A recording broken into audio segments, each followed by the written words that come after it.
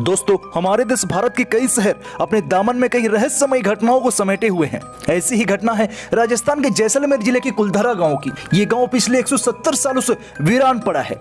कुलधरा गांव के हजारों लोग एक ही रात में इस गांव को खाली करके चले गए थे और जाते जाते इस गांव को श्राप दे गए थे कि यहाँ पर कभी भी कोई नहीं बस पाएगा। तब से ये गांव वीरान पड़ा है। एक हंसता खेलता गांव आज खंडहर में तब्दील हो चुका है और टूरिस्ट प्लेस में बदल चुका है।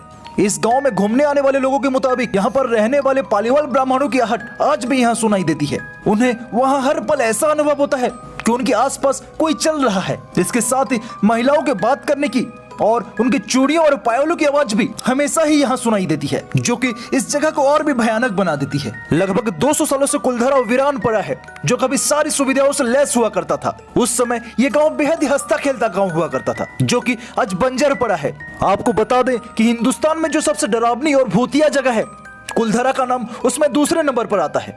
वहाँ के लोकल कहते हैं कि इस गांव में भूत प्रेत का साया है। रात को गांव से कभी किसी बच्चे की रोने की तो कभी औरतों की चूड़ियों की खनखन की आवाज भी आती है। कई लोग तो बताते हैं कि जब वो अपनी गाड़ी से यहाँ पर घूमने गए और उसके बाद जब वो वापस लौटे तब उन्हें अपनी गाड़ियों के शीशों पर बच्चों के पंजों के निशान मिले, जबकि वहाँ एक भी बच्चा नहीं था। लोगों के दिलों में डर तब बढ़ गया जब राजस्थान सरकार ने भी इस बात को मान लिया। सरकार ने उस गांव के चारों तरफ 2 किलोमीटर की दूरी पर एक बाउंड्री बना दी और एक बड़ा सा गेट बनवा दिया। अब कोई भी वहां पर दिन में तो घूमने जा सकता है, पर सूरज ढलते ही आपको वहां पर जाने के लिए मना कर दिया जाता है। शाम को 4 बजे के बाद आप वहां बिल्कुल नहीं रुक सकते और यहाँ तक कि रात में वहां कोई गार्ड भी नहीं रुकता। अगर इतिहासकारों की बात करें तो वो भी इस बात को सच मानते हैं। जिस तरह से गांव एक रात में खाली हो गया था। जैसलमेर से महज 18 किलोमीटर की दूरी पर यह कुलधरा गांव बसा हुआ है और जैसलमेर से कुलधरा का सफर बड़ा ही वीरान है। वहां जाते वक्त पूरा का पूरा रोड आपको सुनसान मिलेगा। आपको बड़ी मुश्किल से 5 से 6 किलोमीटर की दूरी के बाद आपकी गाड़ी के अलावा कोई दूसरी गाड़ी दिखाई देगी। जब आप वहां पहुंचेंगे और गेट से एंट्री करेंगे तो आपको कुछ अजीब सा महसूस होगा। ऐसा लगेगा जैसे कि मानो किसी दूसरी दुनिया में आ गए हो।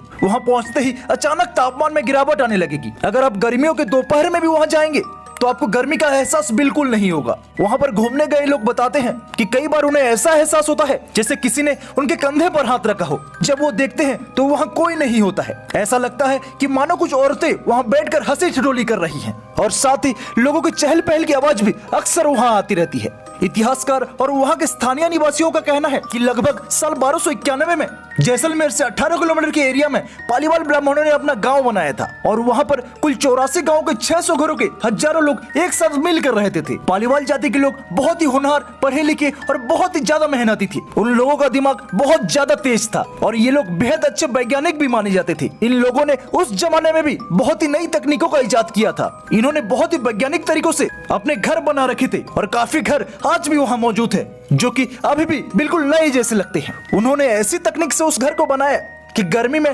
45 डिग्री के तापमान में भी उन घरों में ठंडी हवाएं आती हैं। दरअसल पालीवालों का मुख्य पेशा जानवरों को पालना और खेती करना था। पालीवालों ने एक ऐसी तकनीक का इजाद किया था जिससे कि बारिश का पानी रेत में घुलता नहीं था, वो जाकर एक जगह पर जमा होता था, जिसकी वजह से वो वीरान रेगिस्तान में भी फसल उगाने में कामयाब हो पाए थे। वो भी कोई मामूली फसल नहीं बल्कि बहुत ही उम्दा किस्म का फसल। उन्होंने वहाँ पर कई तालाब भी बनाए थे जिससे कि वो अच्छी खेती कर सके, जो कि आपको आज भी वहाँ पर देखने को मिल जाएगा। आखिर ऐसा क्या हुआ कि इतना उन्नत और विकसित गाँव एक रात में ही वीरान हो गया? दरअसल उसका कारण था जैसलमेर का दीवान सलीम सिंह। सलीम सिंह बहुत ही क्रूर दीवान था और कुलधरा गांव उसी के प्रशासन में आता था। उसके क्रूर होने के पीछे भी एक कहानी है। दरअसल सलीम सिंह जब 11 साल का था तब किसी राजद्रोह के आरोप में उसके पिता की गर्दन उसके सामने काट दी गई थी। उस घटना ने सलीम सिंह को इतना क्रूर और निर्दयी बना दिया। उसके पिता भी जैसलमेर के सोनार किले में दीवान थे।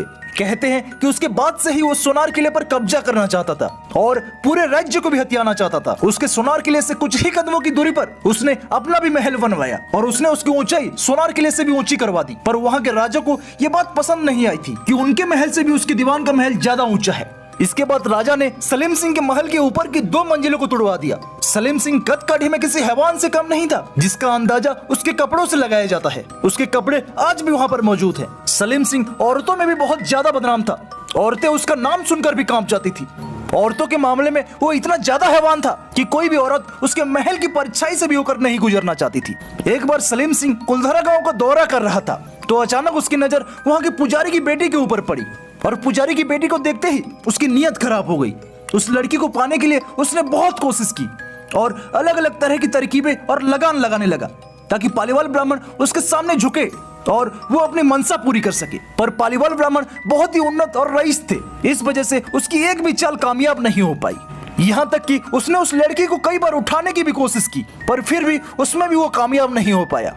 आखिरकार जब उसे कोई कामयाबी हासिल नहीं हुई तो उस लड़की को पाने की चाहत उसके मन में इतनी बढ़ गई थी कि उसने सीधा उस गांव में संदेश भेज डाला कि अगले पूर्णमासी की रात तक उस लड़की को सलीम सिंह की हवेली पर पहुंचा दिया जाए, वरना अगले दिन ही वो अपने सैनिकों के साथ उस गांव पर हमला कर देगा। ये सुनकर पालीवाल लोग बहुत ज्यादा परेशान हो गए। उन्हें समझ में नहीं आ रहा था कि वो क्या करें, क्योंकि पूर्णमासी की रात आने में बस कुछ ही दिन का वक्त रह गया था। उस गाँव को हर आदमी अपने अपने तरीके से सुझाव दे रहा था, लेकिन इन सब के लिए उनके पास वक्त नहीं था। उसके बाद गांव में पंचायत बुलाने का फैसला हुआ और उसी दिन सारे 84 गांव के लोग एक मंदिर में इकट्ठा हुए। उसके बाद अलग अलग लोगों की राय ली गई।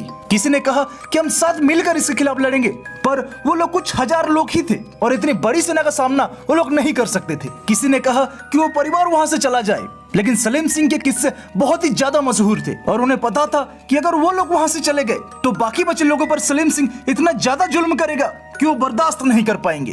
अंत में सभी 84 गांव के लोगों ने एक मत से फैसला लिया कि सभी एक साथ उस गांव को छोड़कर वहां से खामोशी से चले जाएंगे। उनका कहना था कि हम अपनी इज्जत का सौदा नहीं करेंगे, चाहे कुछ भी हो जाए।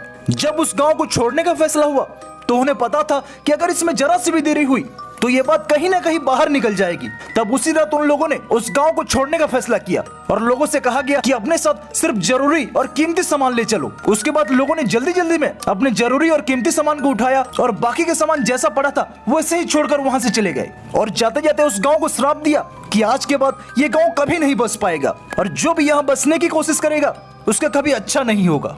कहते हैं कि कोई अगर एक रात भी उस गाँव में रुक जाता है तो वो बच नहीं पाता। कई लोग उस गांव में बसने के लिए गए तो थे, लेकिन उनमें से एक भी वापस नहीं आ पाया। उस रात को वो लोग गांव को खाली करने के बाद कहां गए किसी को नहीं पता। इतिहासकारों का कहना है कि वो लोग अलग अलग जगह जाकर बस गए और कभी वापस नहीं लौटे और तभी से ये गांव एक श्रापित और भूतिया गांव में बदल गया।